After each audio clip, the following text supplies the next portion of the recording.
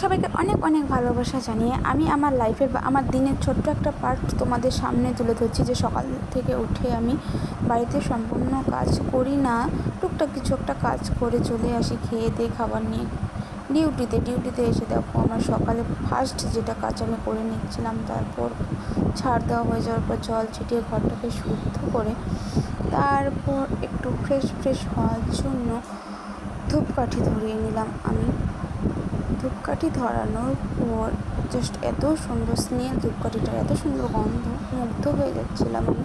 তারপর ঘরটাকে একটু ঘুরিয়ে পুজো করে চলে আসলাম। এসে আমার টেবিলটাকে একটু ভালো করে গুছিয়ে নিলাম। রেজিস্টার, খাতা, জলের বোতল, বিপি মেশিন, চার্জার, ট্যাব যা আছে এভরিথিং আমি ভালো করে সাজিয়ে গুছিয়ে টেবিলটাকে সুন্দর করে গুছিয়ে নিলাম। তারপর অবশেষে সম্পূর্ণ দেখো, তারপর আমি একটু বসে এখন রেস্ট করছি।